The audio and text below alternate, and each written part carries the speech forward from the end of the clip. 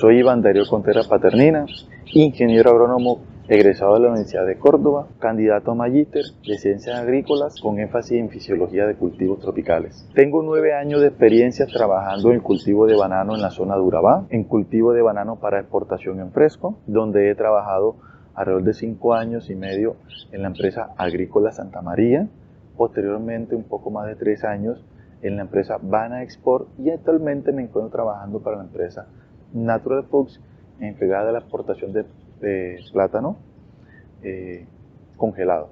¿Cuáles son las recomendaciones para un buen diseño de finca? Para realizar un buen diseño de finca, lo primero es tener claro las condiciones físicas, químicas y biológicas del suelo, así como la interacción con el clima. Una vez identificado eso, pues yo puedo pasar a hacer mis planes de manejo de diseño de drenaje, planes nutricionales o el tipo de clones que yo tengo para adaptar. Pues yo también teniendo en cuenta mi enfoque productivo, pues mi mercado objetivo, voy a así también armar mi esquema productivo alrededor de él.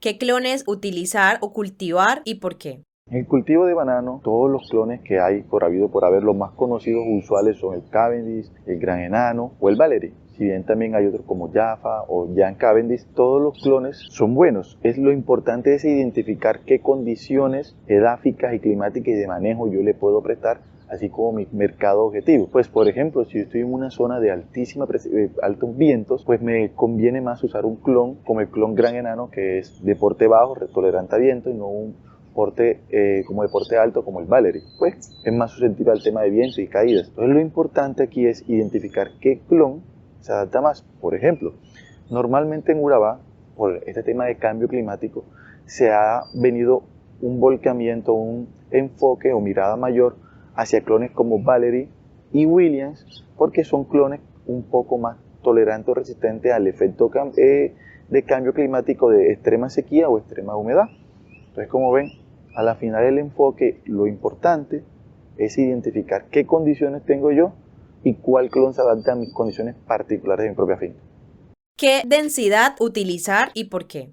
Normalmente, la densidad manejada en cultivo de exportación de banano va desde las 1.600 a 1.850 plantas por hectárea. Esta población normalmente manejada se adapta o el rango es variable dependiendo de mis condiciones de suelo, clima y a la vez de la oferta lumínica, porque dependiendo de qué parte del globo terráqueo nos ubiquemos, las horas o brillo solar varía de uno a otro y esto nos da la eficiencia fotosintética y por ende la densidad. Sin embargo, también hay otro tipo de arreglo de siembra que son a altas densidades que ronda las 2.200, 2.500 hasta 3.000 plantas por hectárea. Estas densidades pues son otras alternativas de manejo que se encuentran en diferentes prácticas que se ubican en las fincas. ¿Cuál forma de siembra utilizar? Dentro de los arreglos de siembras está normalmente la tradicional, que es el triángulo.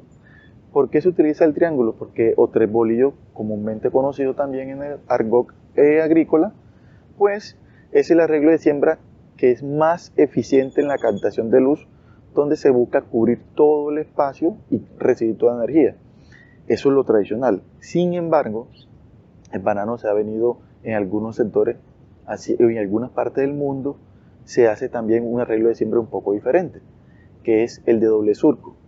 ¿Por qué? Porque esto es un arreglo de siembra que permite de cierta forma mecanizar o facilitar ciertas labores, pues al mantener una calle ancha, en esta calle permite mecanizar ya sea en tema de subsolado o paso de tractor.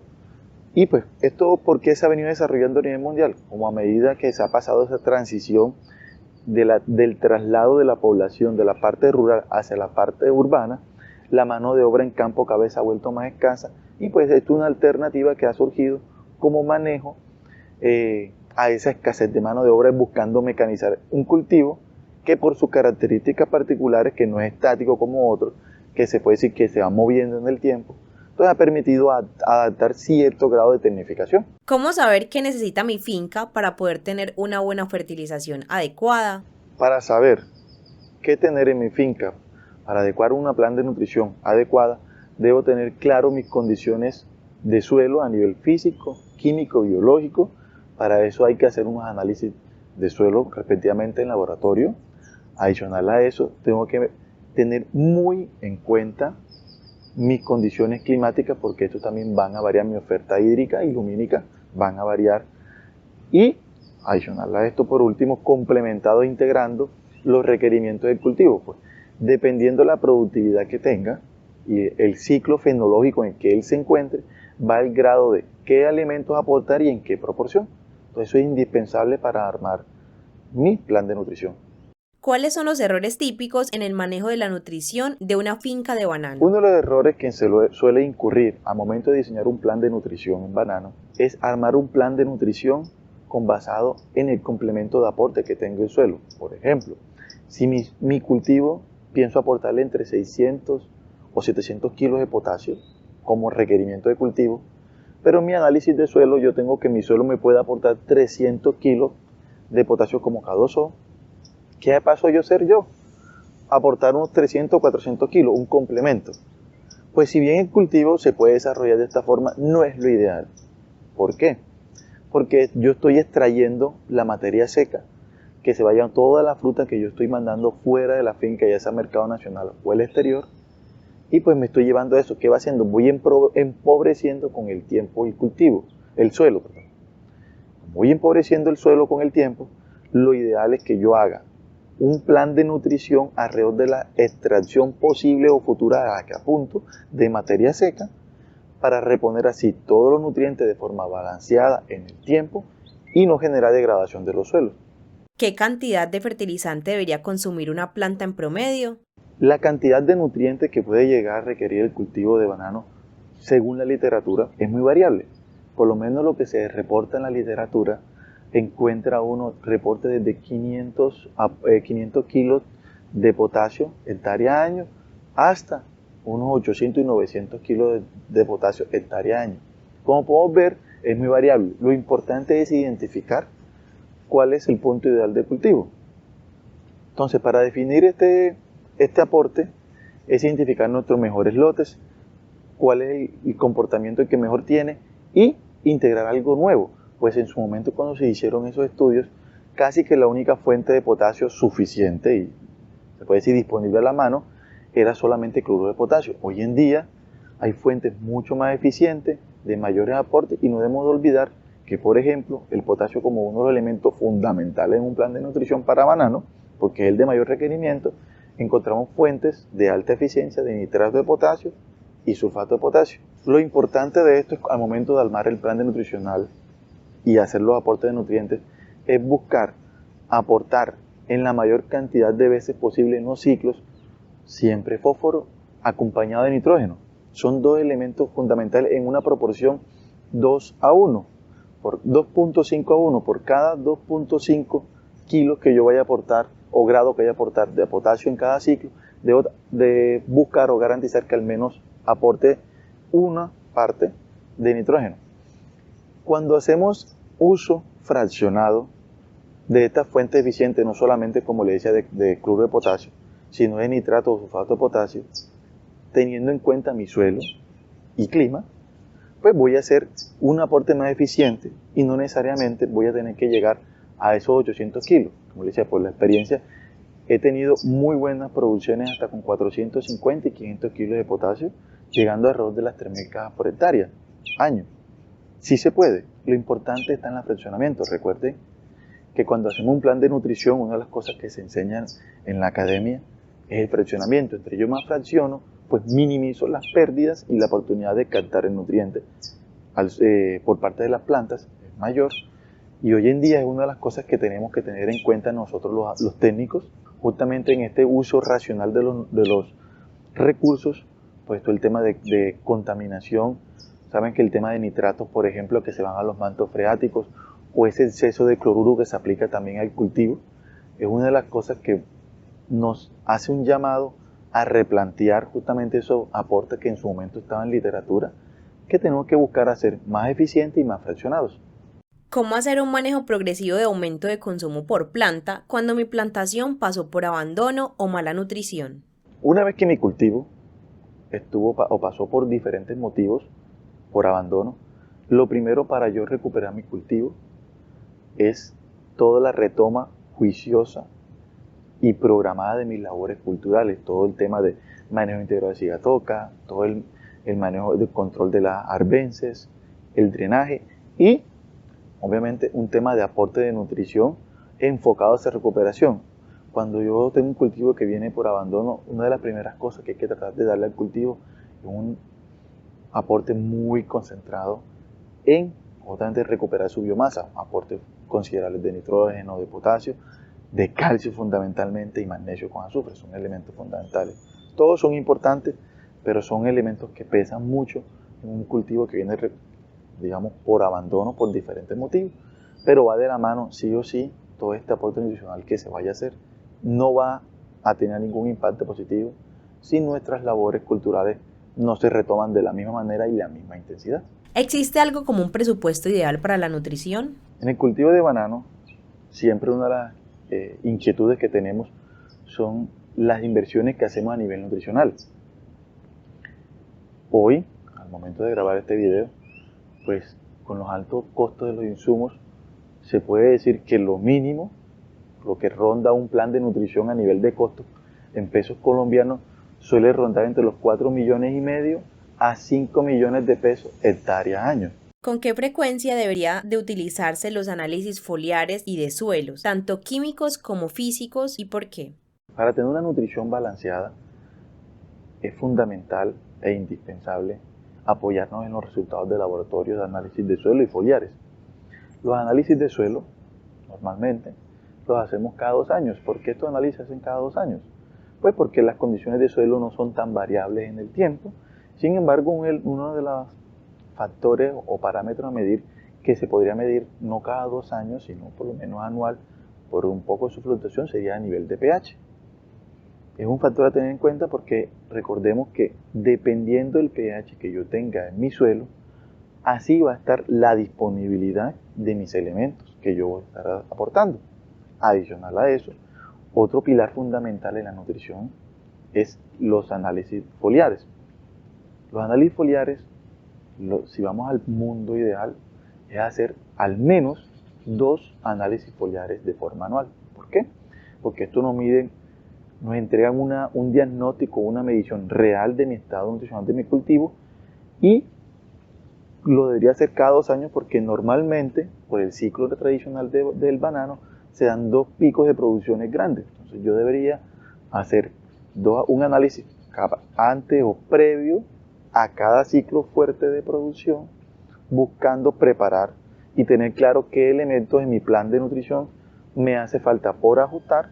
Pues hay que entender que por diferentes factores o interacciones en el suelo, la aplicación, la ejecución, mi clima, va haciendo mi cambio, mi requerimiento o mi comportamiento del cultivo a ese plan de nutrición que lo voy aplicando.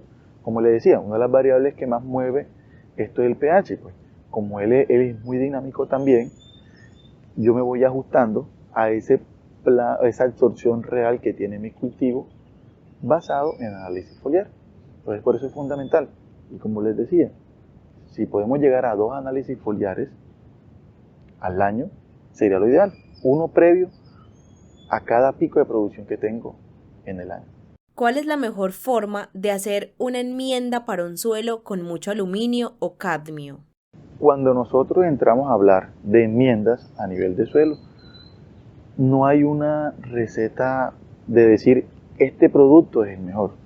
Hay que tener en cuenta que cada caso es particular. Lo importante es tener en cuenta obviamente el grado de pH, el lugar que yo encuentro, la disponibilidad de agua y mi textura. Ahora, hoy en día se ha avanzado mucho en este tema de oferta comercial de las fuentes de enmiendas que se tiene. Una de las cosas que uno tiene que tener en cuenta hoy es el tema de malla, fundamental.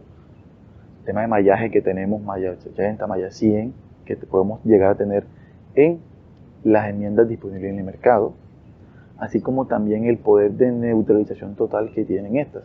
Pues porque no es lo mismo la tradicional, una dolomita, por ejemplo, una enmienda como dolomita.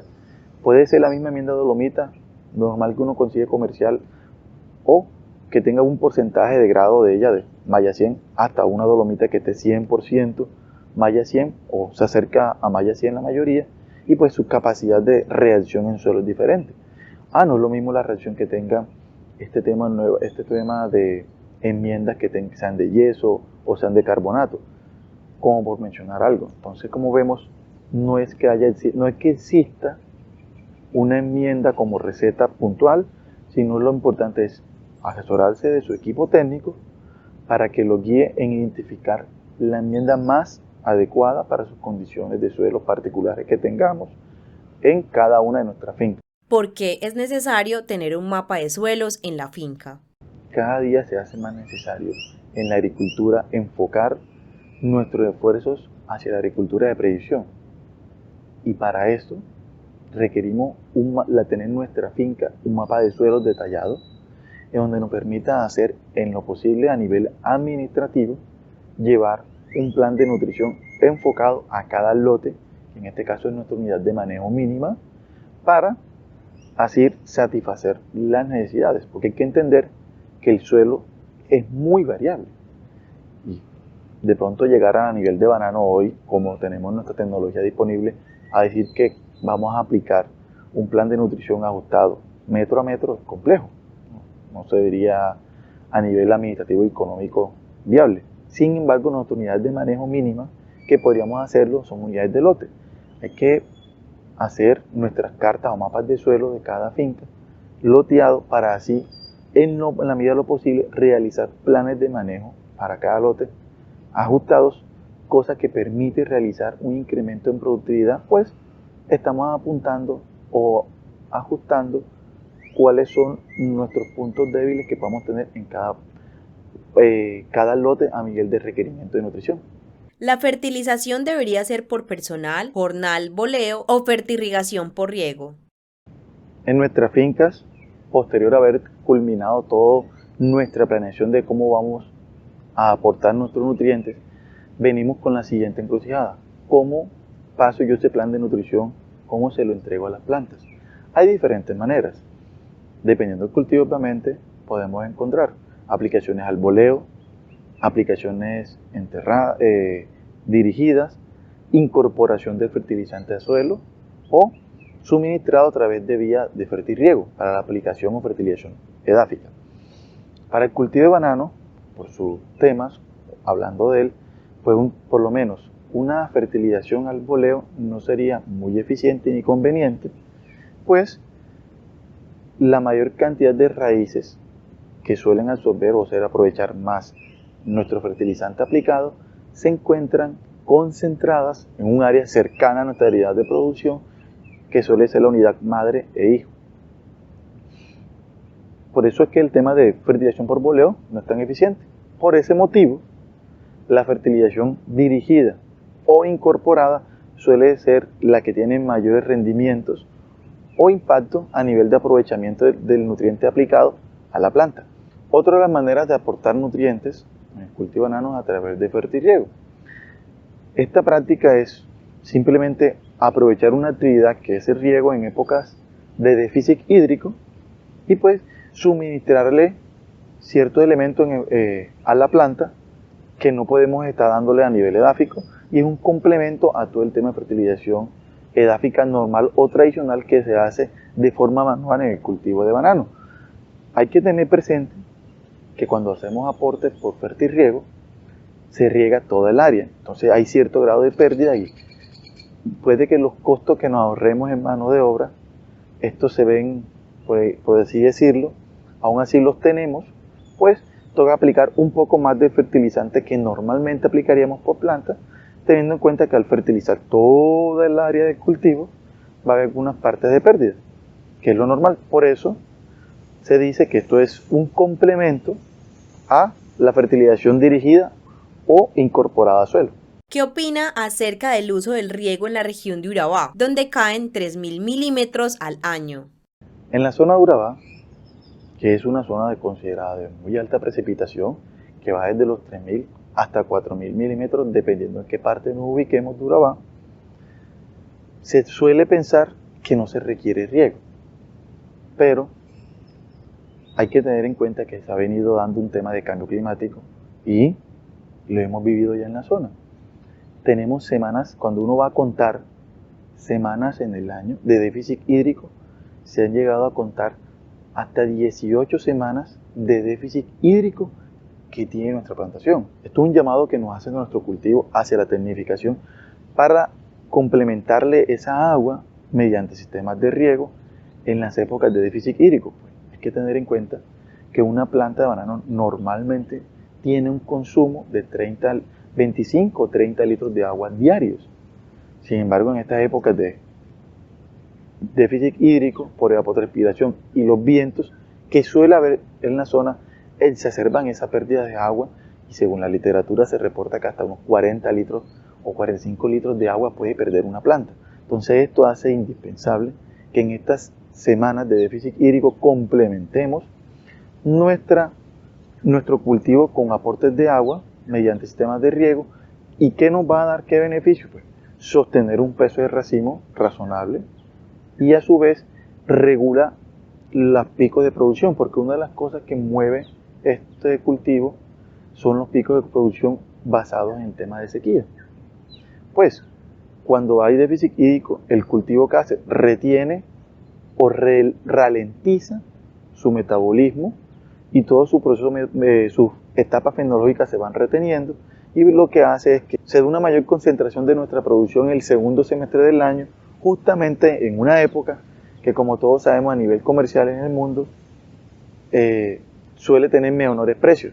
Por eso es que el sistema de riego cada vez con este tema de cambio climático va cobrando mucha más fuerza e indispensable para ser aportado en la zona de Urabá. ¿Qué enfermedades son las que más problemas presentan por cada región o provincia? Para la zona de Urabá, a nivel general, la enfermedad de mayor complejidad de manejo es la cigatoca negra. Pues, como estamos en una zona climáticamente muy favorable para el cultivo, pero también como es una extensión de aproximadamente 35.000 hectáreas como monocultivo, también es la zona ideal para su desarrollo de la enfermedad de la cigatoca negra. Por eso es sanitariamente una de las enfermedades principales dentro del cultivo. Adicional a esto, Urabá es una zona de altas inundaciones y otra enfermedad secundaria de bastante importancia es la enfermedad del moco ocasionada por la bacteria Ralstonia solanacearum raza 2, pues esta, al estar en una zona de inundación, se dispersa muy fácil, pues esta se transporta en material vegetal o suelo y hace que ella permanentemente no se erradique y todos los años siempre se encuentren reportes de parte de las entidades sanitarias que hay presencia del moco. Esto nos hace un llamado de alerta muy importante, porque hay que tener en cuenta que actualmente se encuentra el Fusarium raza 4 en Colombia. Si bien Urabá hoy se encuentra libre de la enfermedad del Fusarium sería catastrófica que llegue a la zona de Urabá, pues las inundaciones son un medio de propagación muy fácil para este hongo del Fusarium raza 4, experiencia que se ha vivido justamente en el sudeste asiático, que ha erradicado miles de hectáreas, porque son zonas o llanuras de inundaciones similares a Urabá, y eso facilitó la dispersión. Por eso tenemos un llamado de atención a dar un buen manejo al tema de enfermedad del moco, que nos va a permitir también, aparte de la exclusión, estar preparado para manejo en caso de que llegue esta enfermedad a la zona de Urabá. ¿Qué prácticas culturales son necesarias para evitar vectores de enfermedades? Nuestro cultivo, todas las labores que hacemos en el día a día, de cierta manera aportan de forma positiva cuando se hacen muy bien y de forma oportuna para que este cultivo se encuentre en un estado óptimo para enfrentar plagas y enfermedades.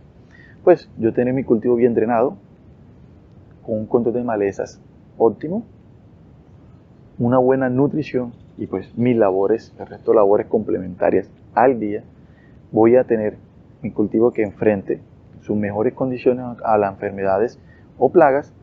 Y pues una de las cosas fundamentales que no hay que olvidar, si bien todo este manejo integrado de labores a la final aporta al control de plagas, una de las labores fundamentales es la desinfección de herramientas.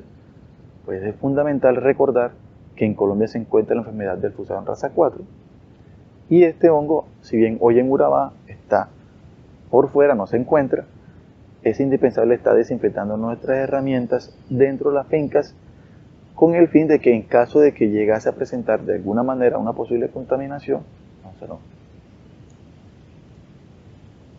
es de recordar que la enfermedad del Fusarium, si bien está en Colombia, no se encuentra en la zona de Urabá, Una labor fundamental también dentro de todo el paquete técnico de manejo aplicado es la desinfección de herramientas. Pues esto es una manera de prevenir de que ingrese este hongo a nuestra plantación. Hace un constante y periódico desinfección de herramientas enfocado también a este hongo que de una u otra manera también ayuda a la propagación de enfermedades como la bacteriosis o el moco. ¿Cuáles son las prácticas culturales a tomar en cuenta hoy en el 2023 en una finca de banano en el mundo? A nivel mundial, de las labores fundamentales que se encuentra hoy en el cultivo de banano es el manejo integrado de la cigatoca negra, por ejemplo, que es una combinación entre labores culturales y un control químico para controlar esta enfermedad. Hoy en día, ¿por qué se dice que es fundamental esta integración y una labor importante? Pues ha venido siendo una revisión de moléculas agroquímicas que tenemos disponibles para controlar la enfermedad y se ha identificado que esta tiene cierto daño perjudicial ya sea sobre el medio ambiente o sobre la salud de las personas. Por eso se han venido retirando moléculas de agroquímicos del mercado que se pueden utilizar dentro de las fincas certificadas para exportación. Por eso cada día cobra más importancia el control cultural e integrado que se hace para el control de la cigatoca. Por ejemplo, en este caso, control de malezas oportuno, un buen drenaje, una muy buena nutrición junto a la labor de la cirugía aporta de manera positiva e integrada al manejo de químico de la cigatoca negra para el control de su enfermedad. Otra práctica a nivel mundial en el cultivo de banano que ha cobrado mucha relevancia es el control de arbences mediante control mecánico y alejándose de manera paulatina, gradual, ya sea en los lugares que se puede 100% agroquímico o una reducción muy importante de los agroquímicos. Pues una de las cosas que se busca es reducir el impacto ambiental de las personas que están alrededor del cultivo manipulando estos agroquímicos. Y a nivel mundial, por último, una tercera práctica fundamental dentro de las labores del día a día de una finca bananera es el desinfección de herramientas y calzado, buscando la prevención a nivel de exclusión de cada finca para que no ingrese el hongo del Fusarium raza 4. Pues esto es una enfermedad, un hongo, una vez ingresado a una plantación, es muy complejo de erradicarlo. Por eso estas tres labores fundamentales en el cultivo de banano, el manejo integrado de la cigatoca negra, el control de arbences con gran parte mecánico de ellas y la desinfección de herramientas y calzado son uno de los pilares fundamentales dentro del cultivo de banano. Cabe resaltar que no por eso el resto de labores no son importantes. Pues la labor de desmacho, de sige, la selección de la unidad productiva, el amarre de las plantas, el drenaje, todas estas labores son fundamentales para un manejo integrado.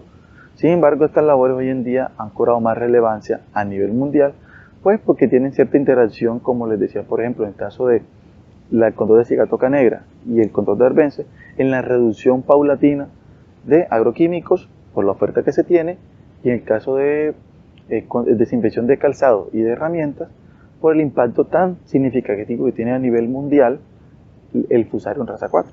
¿Qué indicadores de labores debemos tener en cuenta para tomar una buena decisión en campo?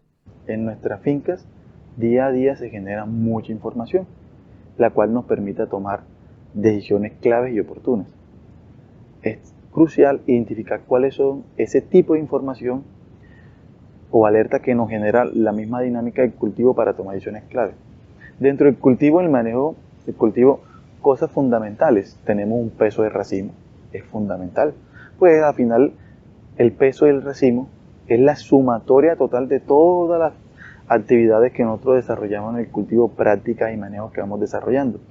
Es fundamental. Otro factor fundamental que nos dice dentro del cultivo es el tema de cantidad de embolse semanal que yo estoy teniendo en mi cultivo. Pues se entiende que es normal que yo tengo una fluctuación dentro de la curva de embolse anual. No todo, este cultivo no es una producción constante.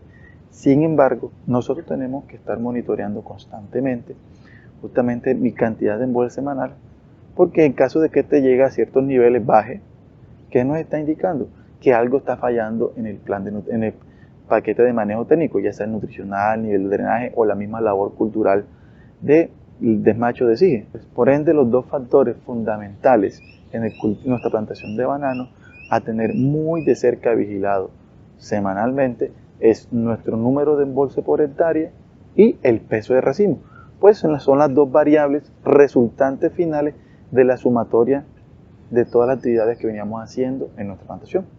¿Cuáles son los principales retos para la producción de banano hoy en día? Hoy en día nuestro cultivo de banano afronta diferentes retos, entre ellos se encuentra su adaptación al cambio climático, porque el exceso de lluvias por fenómeno de la Niña para la región de Urabá, o ese déficit hídrico muy marcado por el fenómeno del Niño para la región de Urabá, hace que las prácticas de manejo y nutricional se van enfocadas a suplir o afrontar estos eventos climáticos. Adicional al reto climático que tenemos como técnico para que el cultivo afronte de mejor manera y se adapte a estas variaciones climáticas tan marcadas, tenemos como reto la integración tecnológica al cultivo en la práctica, porque es algo que tenemos que tener presente. Hoy en día hay muchas herramientas que nos permiten capturar, incluso de forma automática, no manual, toda la información que se genera en el cultivo y esta información procesarla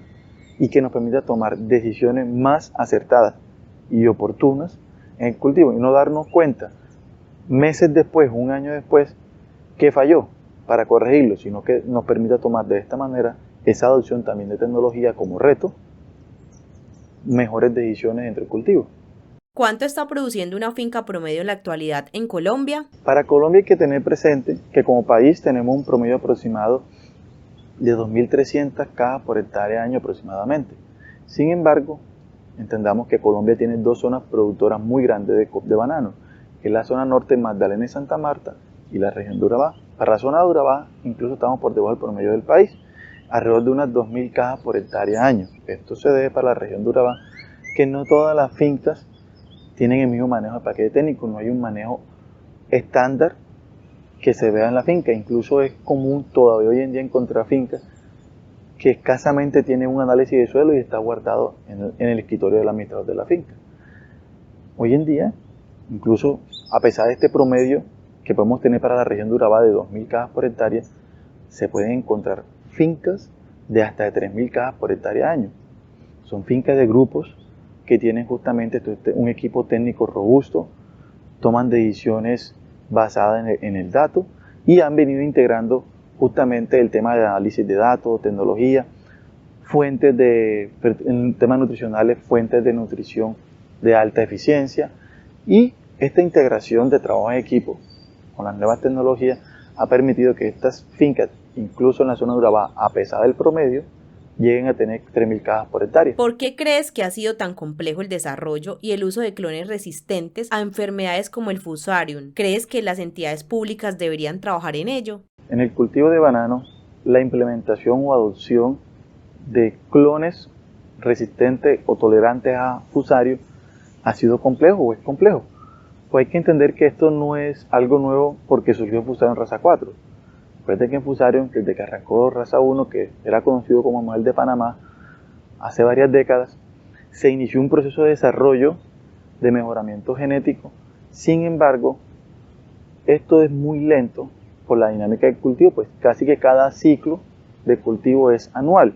Y más si tenemos en cuenta que el banano, para generar resistencia natural mediante la reproducción sexual, son de los ancestros del banano, porque el banano es una especie que no produce semillas viables, sexuales, y se reproduce mediante forma asexual por clones o esquejes o meritemos. Entonces este medio de propagación hace que él no tenga variabilidad genética, por eso se llaman clones y no variedades. Hoy en día se han llegado a desarrollar diferentes alternativas en el mercado con cierto grado de tolerancia al Fusarium raza 4.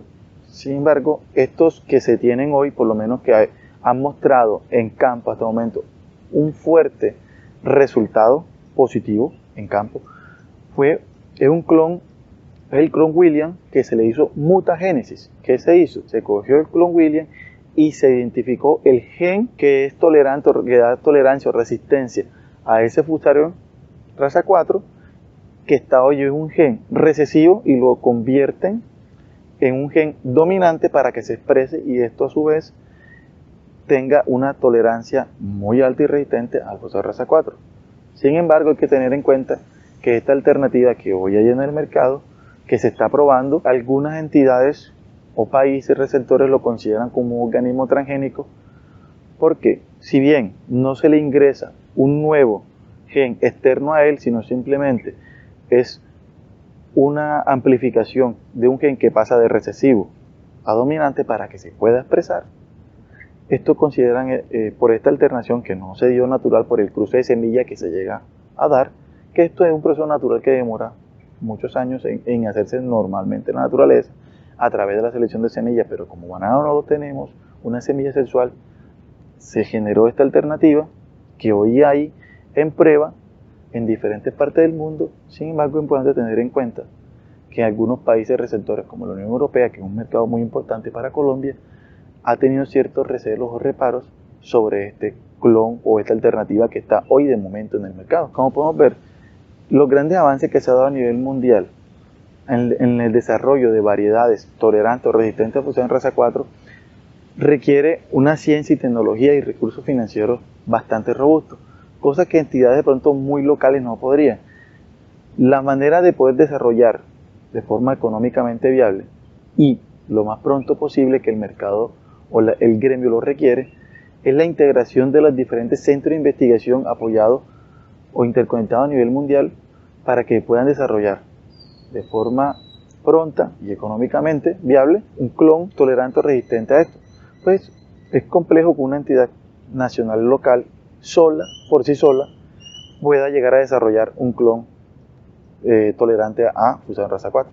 ¿Qué crees que puede cambiar en los próximos años? Hoy en día el cultivo de banano es muy manual, todas las labores son muy operativas manuales, por la misma dinámica y la forma que siempre se ha venido explotando. El cultivo de banano tiene que abrirse al mundo y abrir la mente, estar abierto a diferentes posibilidades. Una de las cosas que yo creo y considero indispensable e importante es que como industria migremos y adoptemos como cambio fundamental en los años venideros es la adopción de tecnologías de la captura de información en tiempo automática, en tiempo real, y a su vez el análisis de esta información. Hoy en día hay diferentes software, programas, temas de inteligencia artificial, que nos permite generar mejores análisis que por más experiencia que no tengamos, a veces no visualizamos de forma oportuna las decisiones que debemos tomar más acertadas y que también nos permita racionalizar nuestros recursos, tanto materiales como humanos. ¿Qué tipo de tecnologías te gustaría que estuvieran inventadas? Hoy en día en el cultivo de banano, muchas de sus actividades, tanto en campo como en la planta empacadora, se realizan de forma manual.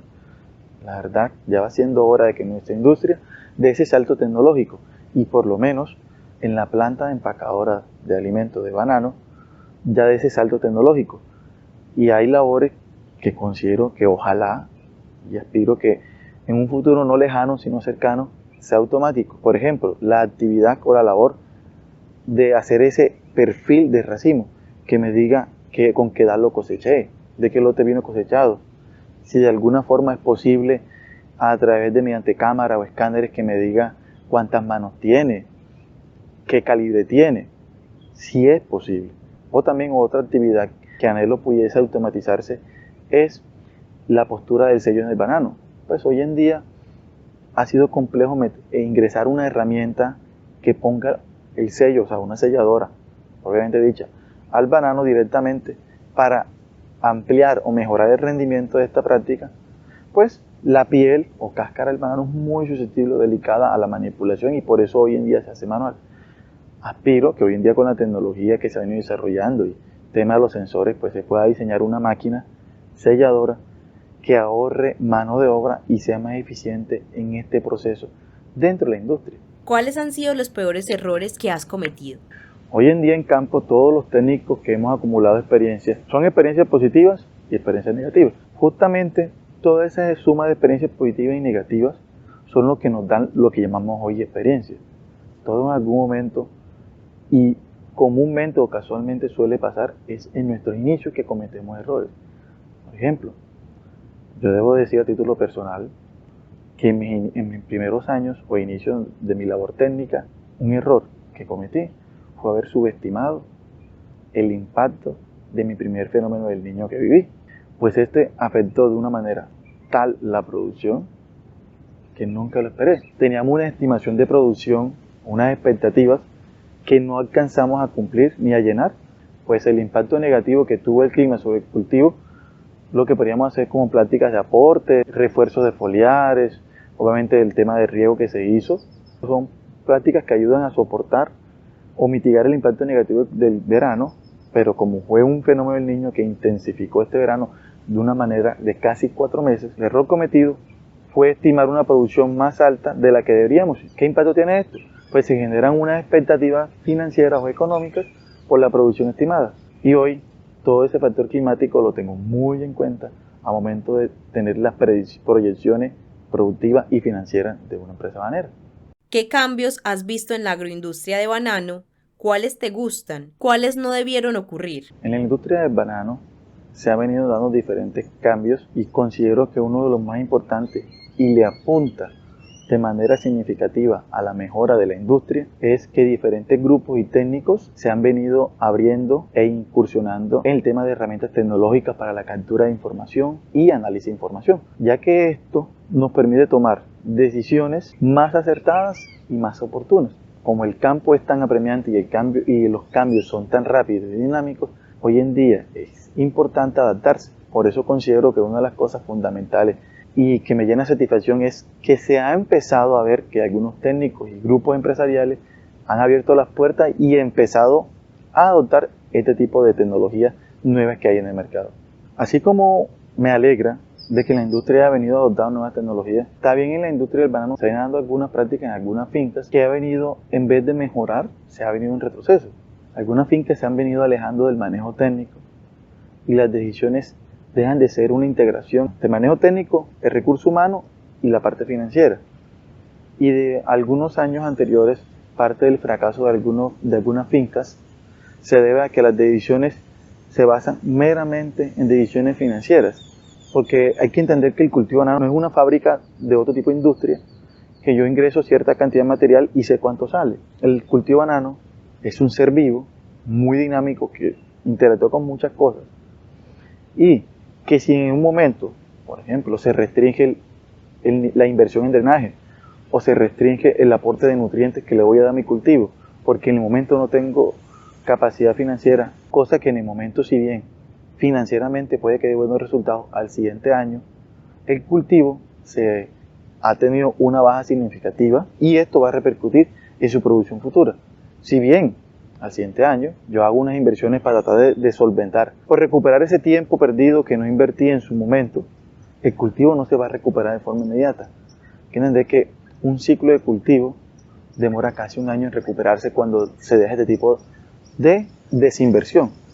Y una de las cosas que tristemente se ha visto, ese cambio generacional que se dio de personas al frente de las plantaciones de banano en algunas fincas, repercutió que toda esa experiencia técnica de integrar lo técnico con lo financiero se fue dejando de lado y se le dio más prioridad a lo financiero.